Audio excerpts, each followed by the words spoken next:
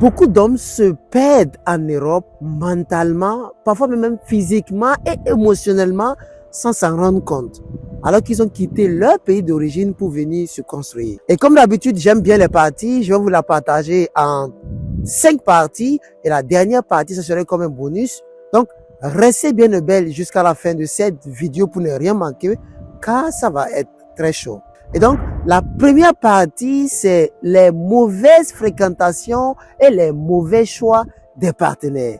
Pourquoi les mauvaises fréquentations? Je vais prendre un exemple très concret, très simple sur moi-même. Quand je suis venu en Europe, en premier lieu, qu'est-ce que j'ai fait? J'ai commencé par aller en club parce que beaucoup de personnes, ceux que j'ai trouvés ici disent, il faut aller dans les clubs, c'est dans les clubs que tu vas trouver les femmes, c'est dans les clubs tu vas trouver tel-ci, et d'autres même disent, si tu ne fumes pas, il faut fumer, d'autres disent, si tu ne buvais pas de l'alcool, il faut boire de l'alcool. Et en fin de compte, je me suis demandé, est-ce que c'est ça réellement qu'il me fallait pour réussir ou pour avoir une femme?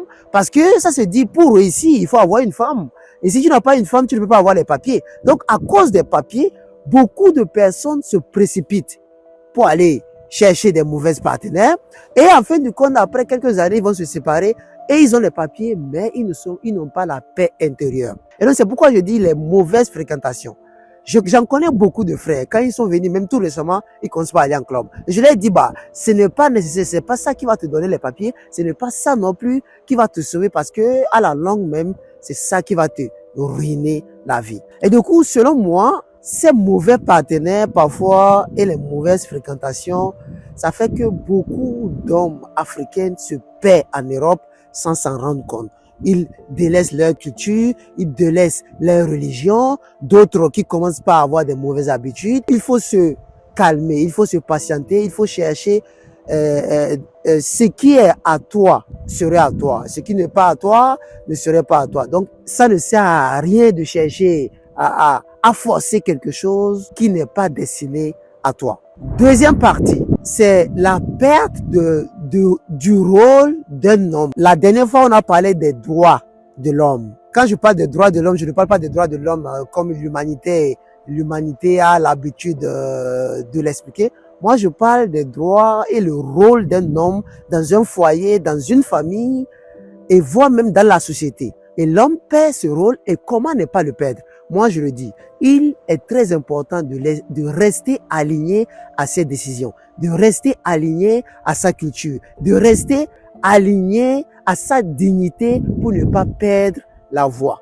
D'accord? Que ce soit ici en Europe, oui, il y a des rôles, il y a beaucoup d'hommes qui ont perdu leur rôle, mais c'est à eux de décider. Si tu sors avec une mauvaise partenaire, alors tu vas devenir toi-même naturellement un mauvais partenaire. Tu n'auras plus un rôle. Et donc, ce que moi j'ai compris est que ce n'est pas que les hommes deviennent faibles, sauf que leur ancien rôle, ça ne fonctionne plus ici en Europe. Donc, il va devoir que tu te redéfinisses, que tu essaies de revoir ce qui a marché, ce qui n'est pas marché, ce que toi tu as envie d'être et ce que tu veux être demain. Troisième partie. Le couple sous pression. La plupart des couples ici en Europe, ils sont sous pression. Pourquoi? Parce que la femme, elles se disent, aujourd'hui, moi, j'ai tout le droit de faire ce que je veux. Aujourd'hui, moi, j'ai tout le droit, voire même de mettre mon mari dehors. Et l'homme, lui, il a peur de laisser sa femme, de laisser ses enfants abandonnés et recommencer à zéro. D'autres même ont peur que leur femme leur mette dehors. Parce que c'est la, vu que c'est le social qui a donné la maison à eux deux, et si la femme décide aujourd'hui de dire, il faut sortir dehors, il met tes bagages dehors, j'en suis convaincu que personne ne va dire non. Et le social même va l'encourager pour que l'homme puisse partir, vivre ailleurs. Et pour qu'il puisse manipuler la femme là, pour que les enfants puissent être aussi manipulés aussi au fil du temps à leur tour.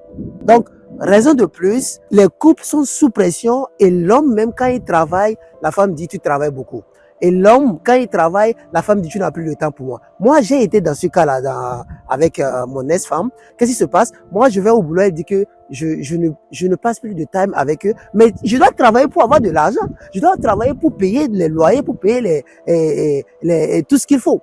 Maintenant, si moi je ne travaille pas, tu veux que nous restions comme ça parce que tu n'as pas une vision, tu n'as pas un projet, alors que moi j'ai un projet, j'ai une vision. Et ça devient difficile de se comprendre parce que elle ne veut pas que tu sors à chaque fois. Il n'y a pas que ça. Il y a le domaine de foot.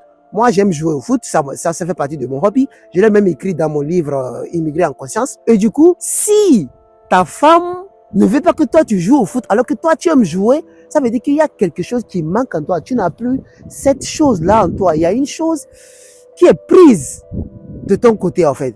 Est-ce que je vais dire de ton côté, il y a quelque chose qui manque en toi en fait, que tu ne peux pas expliquer et ça fait en sorte que tu es sous pression parce que tu ne vis pas exactement ce que tu as envie de vivre. Et donc, si tu fais partie de ceux-là qui se retrouvent dans cette situation, que ce soit tu es une femme, tu es un homme et que tu fais quelque chose que ton mari n'aime pas, alors ça veut dire que cette personne n'est pas la bonne personne pour toi.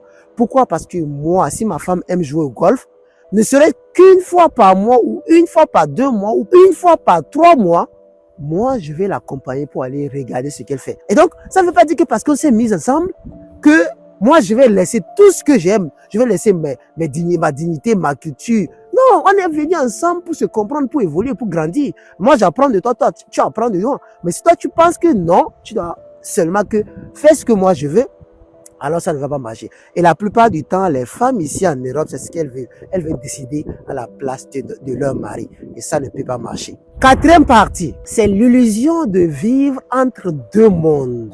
Que ce soit en Afrique ou en Europe. Encore une fois, je commence par avoir froid déjà, je veux m'asseoir quelque part. Et puis, on va continuer notre vidéo tranquillement, d'accord? Un instant.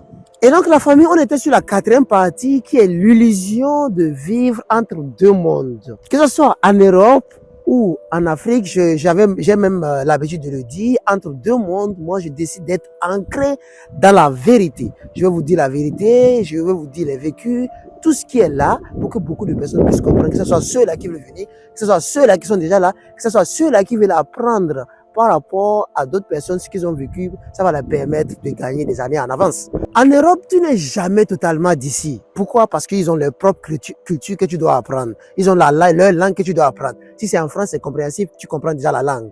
En Afrique, tu n'es plus vraiment de là-bas parce qu'à un moment donné, ça fait longtemps que tu n'es plus parti. Il y a beaucoup de choses qui se sont passées derrière toi et que tu n'as plus cette connaissance-là, que ça soit de quelque culture, de quelque chose qui évolue au fil du temps. Résultat, identité floue, pression familiale. Et d'ailleurs, en Afrique, eux, ils ne savent pas ce que tu vis. Ils ne savent pas comment est-ce que tu travailles pour avoir de l'argent. Pour eux, ce que tu as en Europe, tu es en train de réussir. Ils veulent toujours avoir de l'argent. Et ils s'en foutent carrément de comment. Par exemple, regarde, dans la neige, je suis en train de tourner cette vidéo. Et il y a d'autres qui sont en train de travailler dans la neige. Il y a d'autres qui sont sur la voie avec le vélo pour aller au boulot. Moi, dans cette neige-là, moi, je pédale le vélo pour aller au boulot. Et l'argent, là, quand je le gagne, je vais envoyer à quelqu'un qui ne sait même pas comment est-ce que j'ai souffert pour avoir cet argent, qui ne valorise même pas cet argent. Cette personne va aller même s'acheter des habits que moi, je ne me permets pas d'acheter ici. Cette personne va aller en boîte de nuit pour boire et manger. Je connais, il y a des cas comme ça, des gens qui envoient, des frères qui envoient beaucoup d'argent en Afrique pour leur famille. Et leur famille s'assoit comme ça, tranquillement, et ils bouffent l'argent. C'est ça, en fait. Et donc, c'est pourquoi, moi, selon moi, cette partie est plus importante et plus choquante parce que tu as l'illusion entre deux mondes.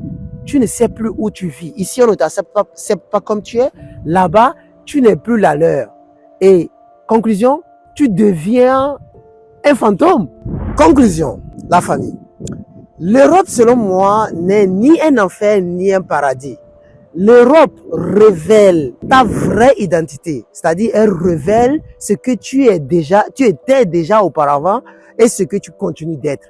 Parce qu'il y a beaucoup de personnes qui ne changent pas au fil du temps, ils stagnent, ils restent au même niveau parce que non seulement ils ne cherchent pas à apprendre, mais aussi ils ne cherchent pas à évoluer.